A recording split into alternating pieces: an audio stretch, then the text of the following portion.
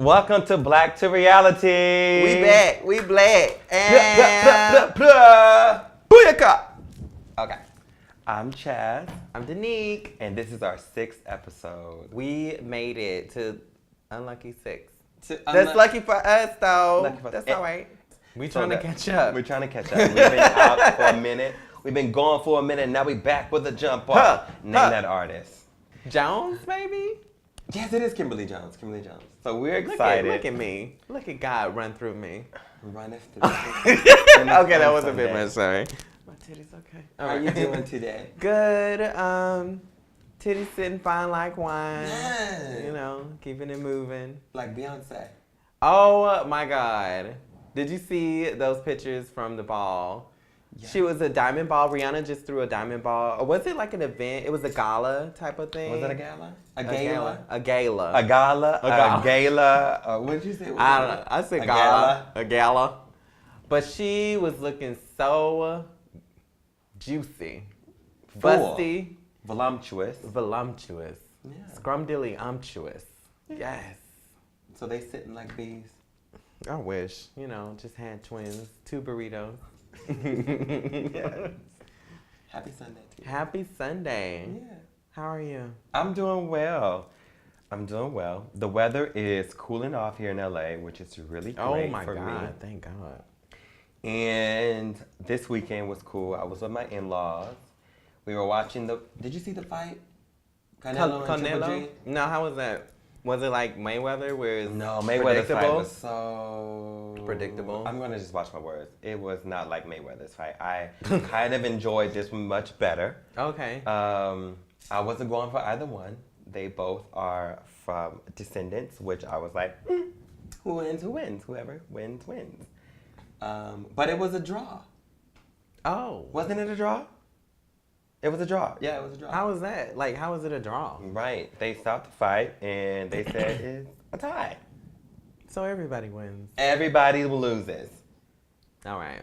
Everyone loses. I was So trying to be positive. I was with the in-laws who saw the fight, and then what's really fun was, I don't know if you saw it on Snapchat. Maybe I sent it to you. No. The fight was outside, big family party. Fight was outside on the big screen, and then after the fight, they put on Titanic. It was just so funny. What? I know, so random. What? All these drunk brown people. Titanic? And then Titanic was on the screen. Yeah, far wherever you are. No. That one? And then I had to travel back here this morning because our producer and Janique was like, you need to be here on time because they are colonized and they think time is like structure, whatever. And so I got here on time before all of them. You did. I did. 2 times in a row. 2 times in a We're not row. gonna mention that they worked together and they was already together, but whatever. Yeah. Anyways, I'm doing good. That's check for me. Ow, chickadee check. So tell them about our episode today. What's different? I am excited because we are going to talk about, we're going to go more in depth with this DACA situation that's been occurring, that's been in the news lately. So today is a special show because we have a dear friend of ours. This is our first guest to Black to Reality, and they're going to talk about their experience of being an undocumented and a DACA-mented person. And so we're excited to have them. And before we do that, I just want to give like 2 little quick shout outs and appreciations for folks. So one is Derica Banner. There's another trans person that was killed in North Carolina, which makes the 20th trans person, trans femme, trans woman murdered this year. So I wanted to speak her name. And then also I wanted to say, you and I go to many of BASH parties, which is Brandon Anthony Society, something. The BASH parties in LA. Yeah. Like he's like one of the top Black queer, what do they call them? They throw parties? Promoters? Promoters? Yeah. He be throwing parties and shit. Yeah. So anyway, we go, and then, so Sundays, today, they have like a hip hop R&B party at Rage. That's always popping. On Every Sundays? Sunday. Oh, yes. I said we go there. Like I be there all the time. Look, we go. Oh, okay. Yeah. It's such a good time. I don't remember. Right, good job. Yeah, the And- best nights you'll never remember are That's- usually there. That's true, but you always have the pictures afterwards. You Right. don't take that many pictures though. On purpose. We have friends who always take pictures. I'm not about taking pictures when I'm inebriated. Okay. It's not fun. So, anyways, the bash parties. That's B period A period S period H period, I think. So Sundays are always happening, and then they just introduced another party. I think it is called Gender, and it's happening every third Friday. Oh, so Yeah. he's part of that. Yes, Okay. the bash party. And it's in downtown. Downtown at Breadline. At the Red Line. Oh. I'm shouting it out because I got excited that they started Yeah. following me on Instagram. Oh, look at you. I was like, look at me. That was it. So shout out to Bash Party, Brandon. Keep doing your thing. Hope you hear this. That's And it. exciting. Yeah. Yeah, we need some POC in downtown LA. So Yeah. I'm excited about that. Yes. I'm gonna go next weekend. Yes. It's every weekend, right? Gender is every other Friday. Oh, okay, Don't take my mistake. word as like truth. Just go Google it. Yeah, Look up Google it, shit. Gender, which is really great because it's like a party designed for all genders. All And- inclusive. All inclusive. Yeah. Kind of like Mustache Monday. Yeah. I wonder what kind of music they'll play because it is a bash party. So Right. that's dope. Yeah, Yeah. we gotta check that out. Yeah. Excited about that. Okay, so after we take a little bit of break, we have our guest. We're gonna pay some bills and we'll be right back. Yes. Welcome. We have our guest here, Julian. Well, thank you very much for having me today. And I would like to, I guess, just introduce myself. Is that do okay with it. y'all? Yeah. Okay, so I guess first and foremost, I would like to say that everything that I'm saying today, it's on behalf of myself. I do not want anything that comes out of my mouth to represent any organizations or anyone that I'm affiliated with. Just to make that clear. So my name is Julian Lucas. I was born in Veracruz, Mexico. Veracruz. Yes, Veracruz. Yes. Migrated to the U.S. at the age of 9, so I actually had the experience of crossing the border with my siblings. We crossed together with a random stranger that my mother trusted, so that's how we made it across. So I remember that clearly, and after coming to the U.S., I remember the biggest struggle was being brown and also coming with a birth certificate that said Mexico. However, my Spanish was very limited. So that was one of the biggest. And why is that? I actually come from an indigenous group in Mexico. They're called Zapotecos. So I still speak my language, Zapoteco.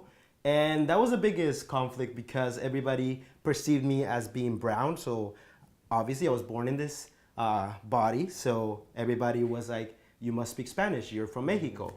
So kids in the playground would tease me because I had an accent in Spanish and English, which pretty much trickled down through my whole education until high school. That's when my status actually came about because I'm undocumented. So applying to college was like a process that it was new to me. I'm the first in my family to actually go to college or even apply.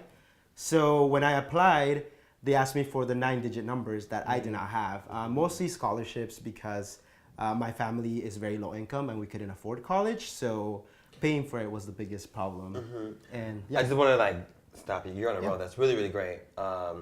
I want for folks who may not understand all the things that you just said is that Julian is an indigenous person, a native person of the land that is now called Mexico. So you're part of the people who was like there before it was even Mexico. Yeah. yes, my ancestors were. Your ancestors. Yes, Your yes. ancestors. And so you migrated from Mexico to the U.S. at Yes. 9.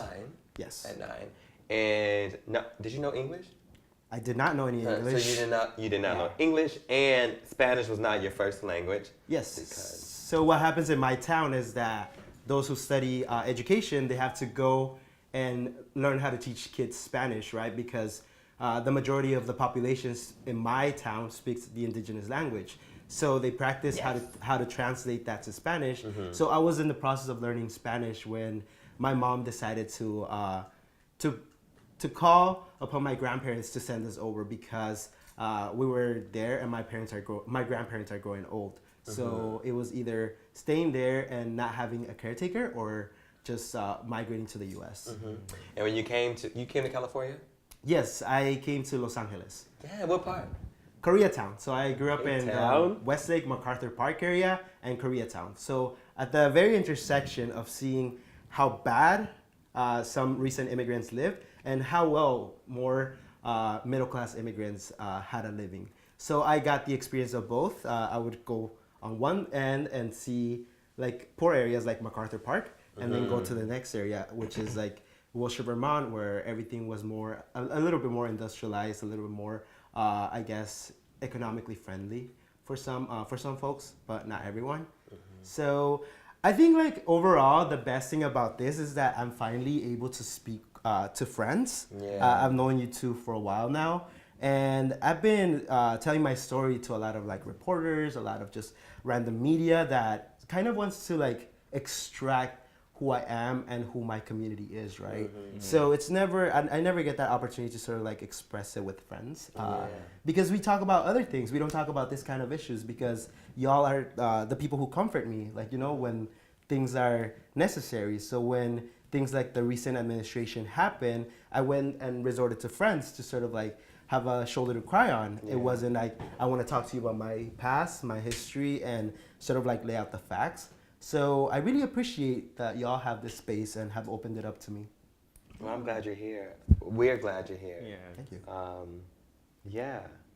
And we think it's important that because both Danique and I do not have that experience of being undocumented, we have folks who are dear and very close to us like you and in our families who both navigate being undocumented and also navigate being documented. So for those who don't know, DACA was implemented. DACA is short for Deferred Action for Early Childhood Arrivals. Yes. And President Obama it was an executive action by President Obama to protect a very specific undocumented community. And there were requirements for those who qualified to be a DACA recipient. And some of those qualifications were like you had to go through school here for a certain amount of years. You had to enter the country at a certain age. And then if you met clean record, non-violent, so it's basically the kind of the youngish and the most well or It good. was more good. elite. You said elite or creme de la creme almost. Yeah, like the. I think it was sort of like a focus on the good immigrant versus the Yeah, bad immigrant exactly. sort of thing. So children, right, for instance, are always perceived to be good. So we clearly want to protect the children. Yeah. And that's currently, I guess, like just in recent events that just happened, that's sort of like the narrative that we're trying to grab again onto because Yeah. we're sort of like talking about protecting dreamers and protecting students. And that's only 800,000 people that we're talking about Who qualify who for qualify DACA. for this. Yeah. And it's not the 11 million undocumented folks that are currently in the country. Yeah. So, Yeah. yeah, I guess. So if you qualify for DACA, you then receive a work permit, and what else did you receive? A Social Security card, which also was granted like your work permit. And then, because it's a little different for folks like us in California, which we have the California Dream Act, which granted different access, but California Dream Act is very specific to California and not the rest of the country. Nation. In different places, I think New York too has something similar, but this is, we navigate 50 states. So DACA pretty much gave you protection of not being deported and a work permit. Those are kind of the two big things I think DACA did, right? Yeah. Okay, cool. So that's DACA 101. So, and And how long did that last? The duration of, because you have to get it renewed, right? yes. Can you speak to a little bit about that? Yeah, so as Chas mentioned, it was an executive order by President Obama in 2012. That's when I first applied as well. So you got the permit and the protection for 2 years, and you had to renew it every 2 years. So once that expired, it was a fee of $475 that you had to pay to the government in order to have that renewal happen.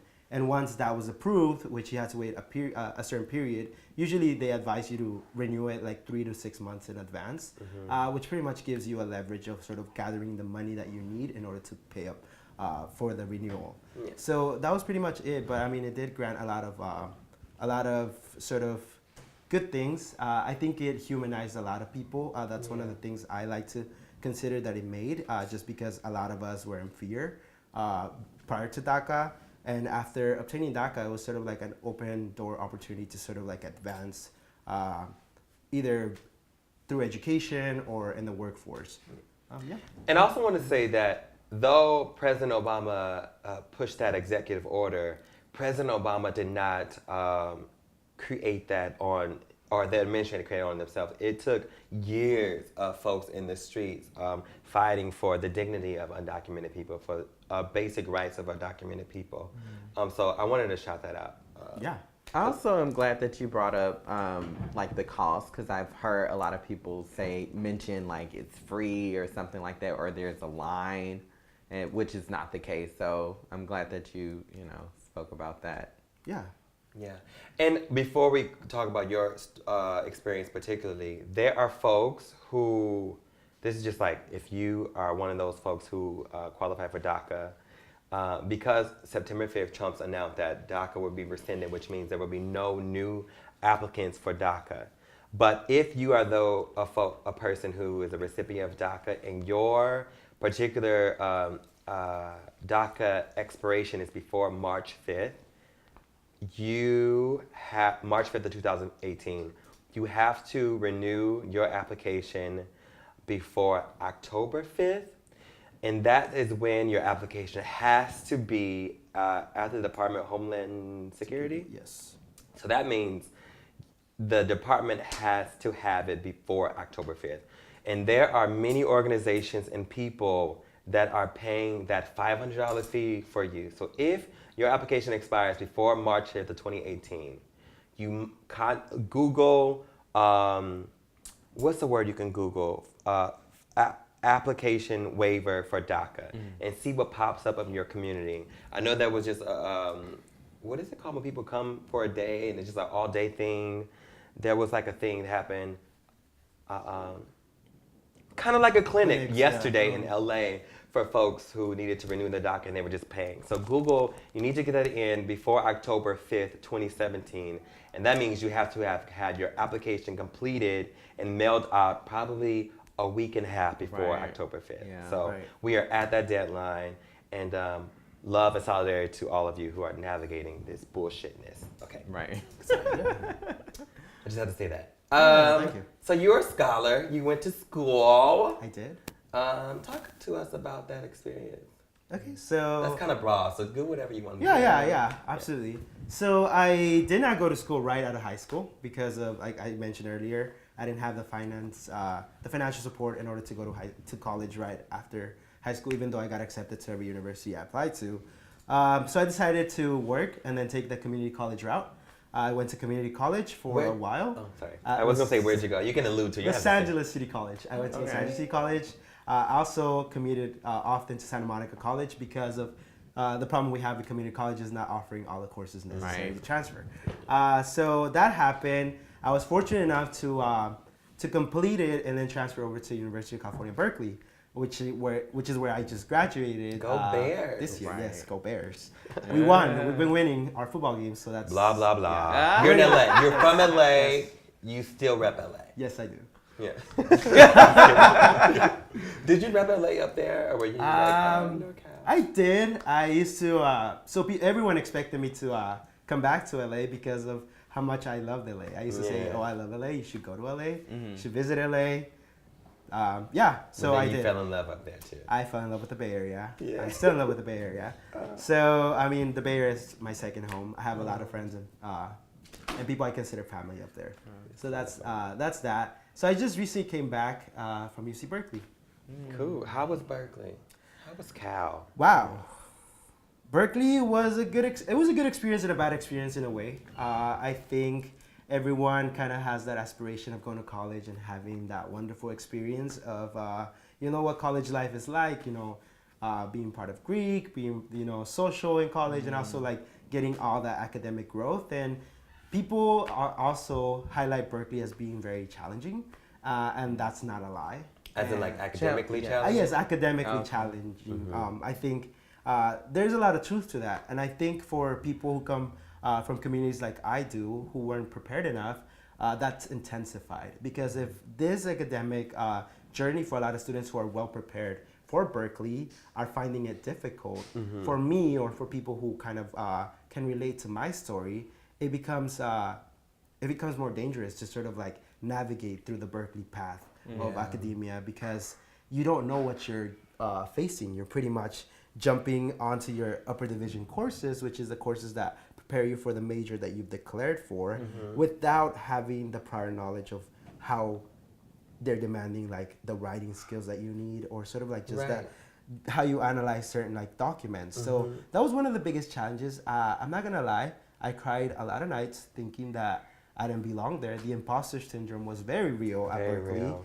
I did not consider myself well prepared, and also I noticed that a lot of my peers who I transferred with were also facing the same struggles. They were also considering either removing themselves from Berkeley and going back home, because that was something that we talked amongst each other. It was not something that the university highlights.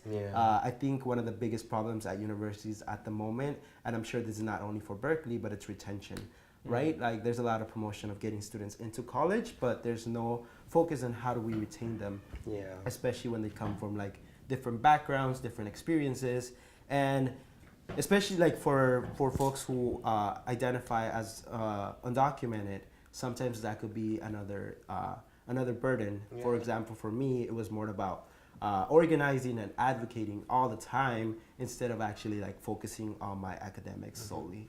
How were you able to connect with those, like other undocumented people at Berkeley, or just people with similar backgrounds, you know? Yeah, how did you find community? Right. So before I went to Berkeley, I did a lot of research. That was one of the things I could sort of suggest for folks who are considering going into institutions that are far from home.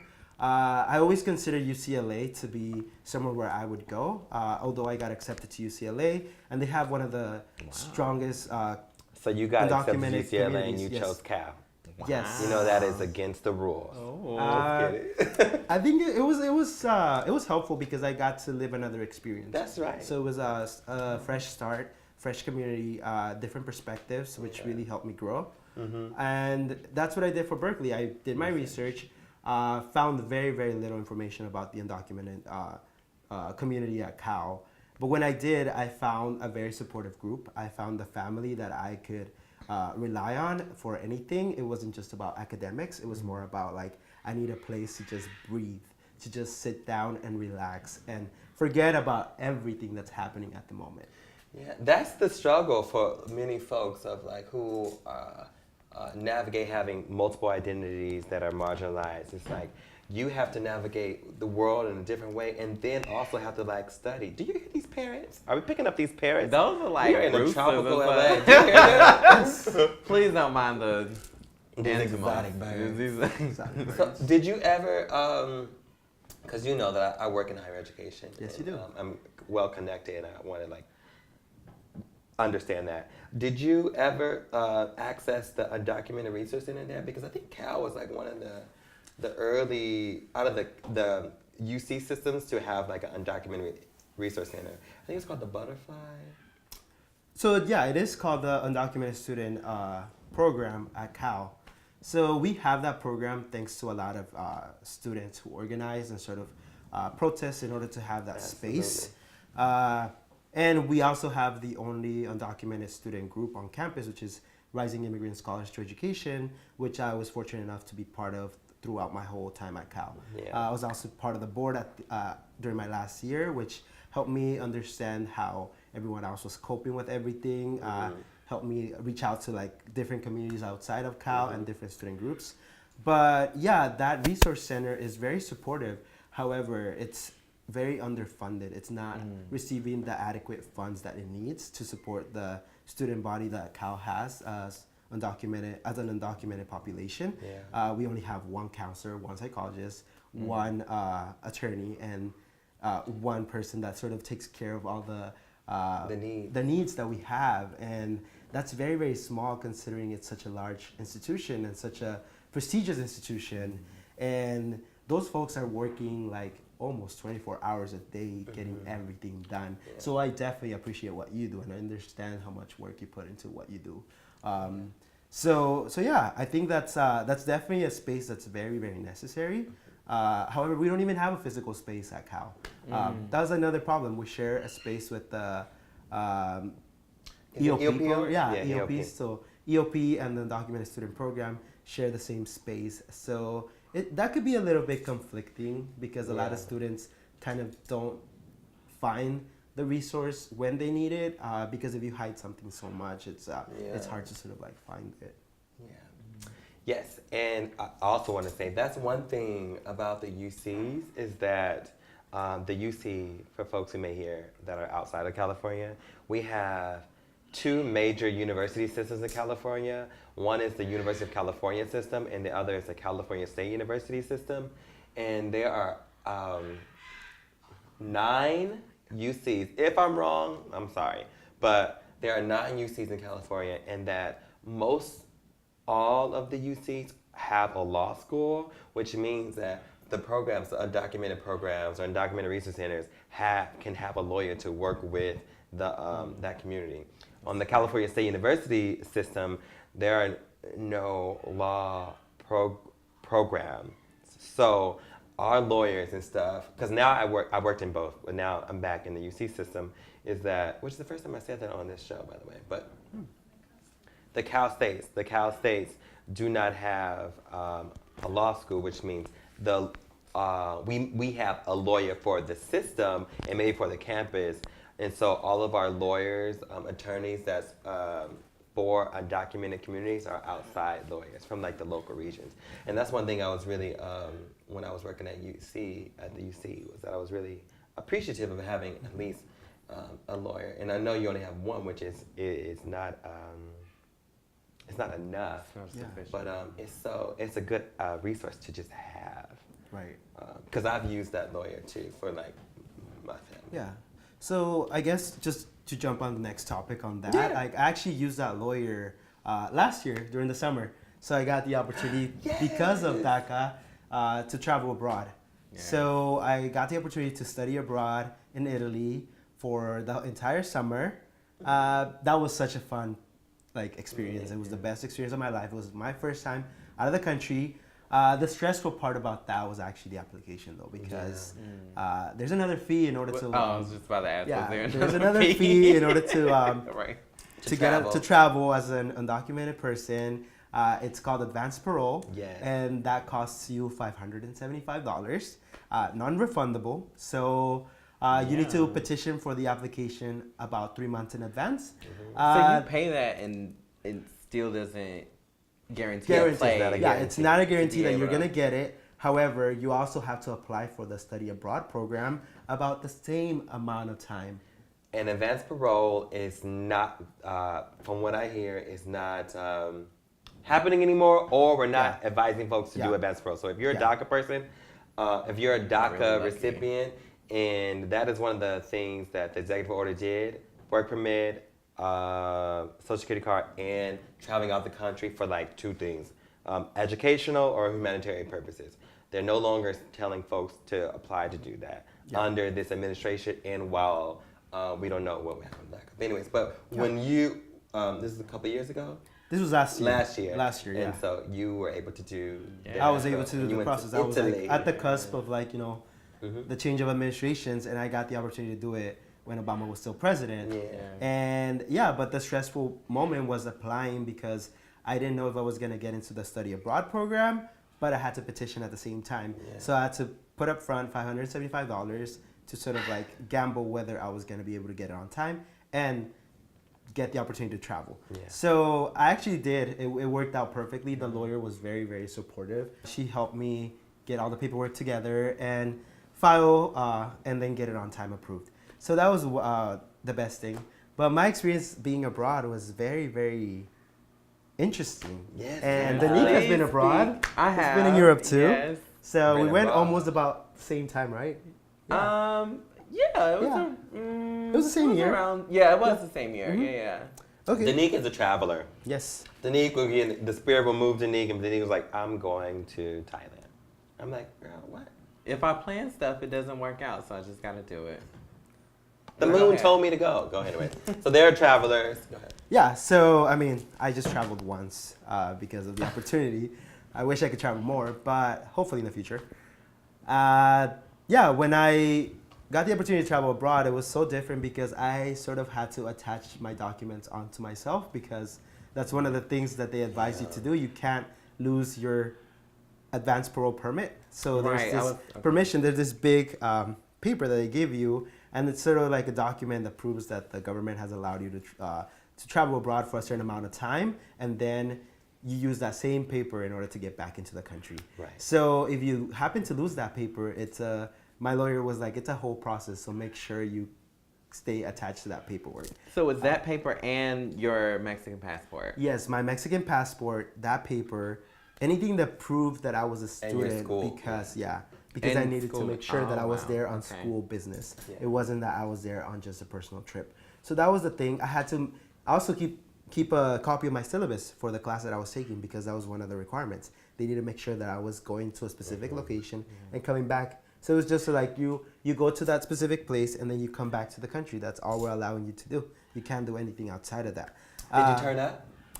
Well, before we go into the experiences, can you hit a little bit on cross-border, traveling across borders and how that was? Like leaving the U.S. to go to Italy? Well, because you went to other countries as well, right? Yes, so I visited Spain. In Europe. I was in Spain. That's where I first landed, and I was also worried because my permit said Italy, and I was like, if I go to Spain, will this be a problem? But I was like, that's the cheapest flight I could get, so I was just gonna transfer over to Italy.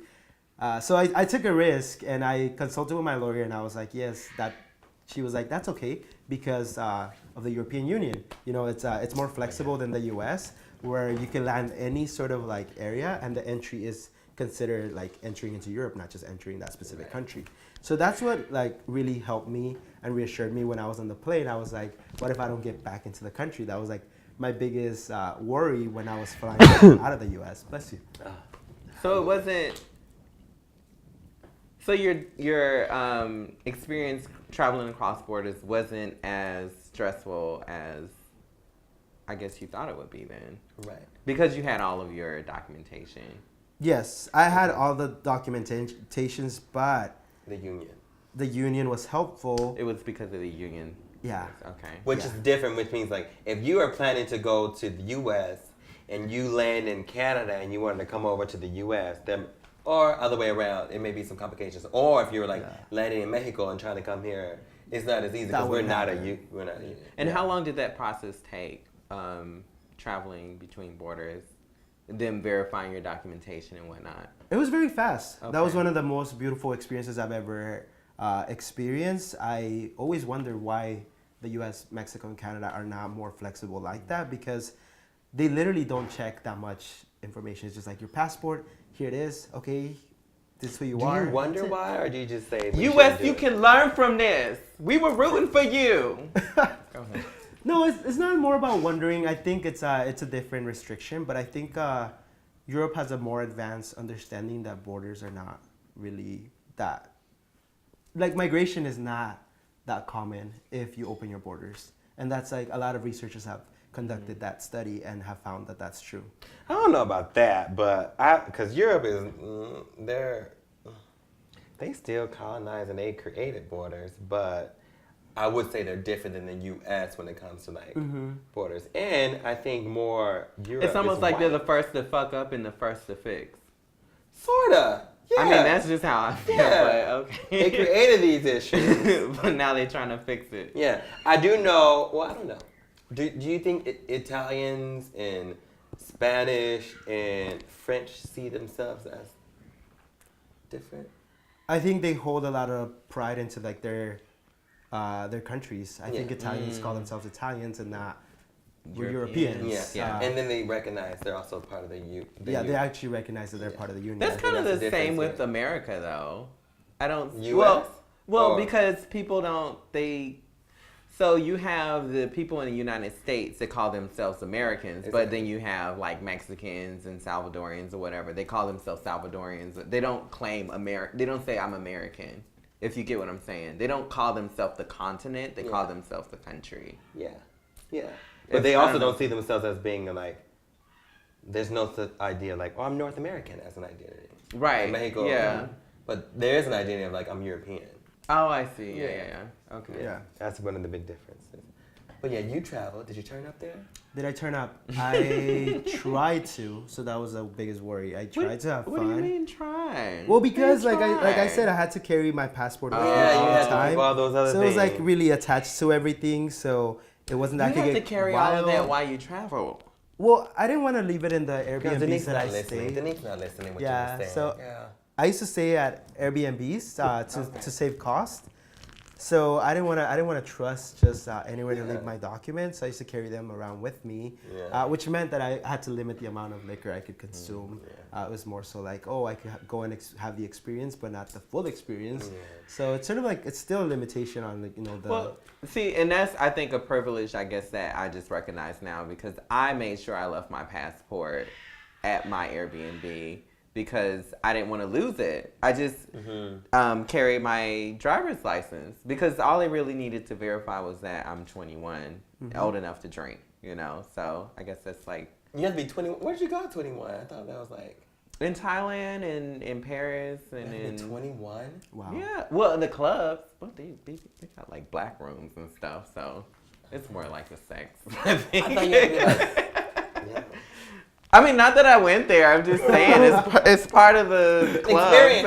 thing. Oh, yeah. No, I didn't do it. Oh, no, yeah. I gotta see what I'm. No, I'm a Christian. Okay. Today, yeah. No, right. It's beautiful. What was your experience as far as like traveling overall as a brown person in Europe?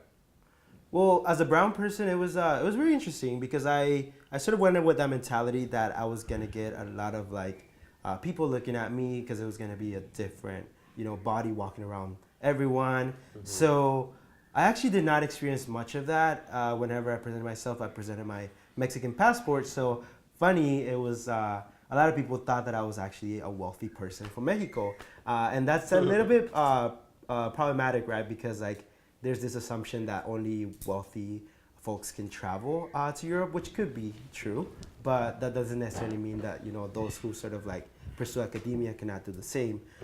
So that was one of the things. Also, when I started sharing my undocumented status with a lot of people, they didn't really understand what being undocumented was because they had never experienced something like that. It was sort of very new to them to see like, oh, so you grew up in Los Angeles and you're undocumented. Like, I don't know what you mean by that. Because they used to say, where do you come from? And I was like, oh, I grew up in Los Angeles. I'm from California. And they were like, but you have a Mexican passport. Aren't you like Mexican? Like, how is like Mexico and how is life there? And I was like, I can't really speak much of it. I didn't grow up there. So that was my experience as a brown person abroad. So they thought you had money, honey. Yes. The munchies, Unfortunately, hunties. Money, honey. Yeah.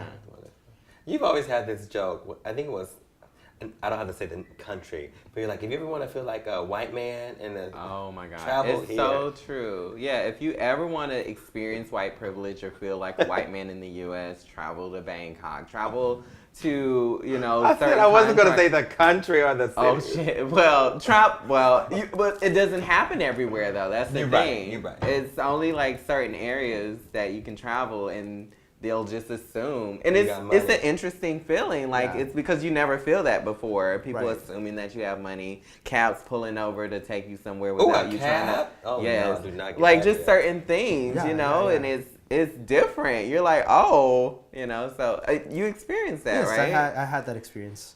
And so it's nice. I'm like, oh It is shit, this nice. what y'all be feeling like. No wonder y'all just be not give a knowing, fuck. right? Right. Just out here not giving a fuck. But okay. Right. Well, we're going to like wrap up. Yeah, I think we covered everything. Do you want to like talk about the current status of like DACA, this administration? Do you have any words for folks out there navigating that experience? Do you have any words to this administration, to anything? I think I have more words to my community in general. I think we need to sort of, like, this is the moment when we sort of have to stick together. I know there's a lot of different ideas and different options that people are proposing. I think we need to have one specific agenda, and that's, you know, to protect all 11 million people who are That's here, right. and not just like the dreamers. I actually prefer not to identify with the term dreamer. I use fighter because dreamer means that my parents are criminals and they committed an illegal action by bringing me to the U.S., which is not the case. And they're. It also is lack of reality in a Right, sense, right. and we need to make these things reality. It's not a fucking dream, you know. So Yeah. So I think just sticking together, allies, we need you to do more than just tweet and put posts on Facebook, Instagram. That's necessary, but that's not enough. I think, you know, having allies means that having that support, opening that space for conversation to happen, and opening that space when needed, when folks are burned out, stressed, and tired of just speaking out for what they need. Absolutely. And as a person who has documentation as a citizen, I feel that if all folks who are with folks in any form of intimate relationship with someone who is undocumented, and you know that if getting married to them will help them survive and navigate this system better, I think as an ally, you should do that. And separating the religious or lovey-dovey ideas of marriage, and know that when it's time to serve folks that we love, and using all of our privileges, and marriage is being a citizen is such a privilege, that if that is something you can do, I would urge you to do that for protection and out of love, because that's what allyship is. It's like out of love. I agree. That's my opinion on that. I had 2 questions before we cut that I thought was pretty good. I put, what are some mistakes or issues that you've experienced navigating in academia or traveling that others can learn from? I think just assuming and not talking to others. That's one of the worst things you could do. So sort of like opening your mind to everything, and having just either like coffee or even just meeting up with someone and talking about their experiences, because learning from someone is very important. I think for someone who has gone through it, I think I would have benefited the most when speaking to those who have gone through the process, and I think it would have like made it easier for me. I know that's not always accessible, or you know, you might not have that, but I think it's necessary. If you do, you need to take advantage of it. Thank you we so love you, much. and thank you for being Yeah. part of Black to Reality. Yeah. Tell all your friends to listen to it. I will. I think we need more media by people of color, for people Yes. of color, because a lot of the media that we currently have is covering up a lot of stuff that we don't want to hear. Yeah. Right. So thank you all for listening. I'm Chaz. Julian. Oh, Denise, y'all know me. And this is Black to Reality. Make sure to follow us on all of our social medias: Instagram, Twitter, Facebook, YouTube. YouTube, and I think that's all of them. Black, BLAQ, to the number, reality.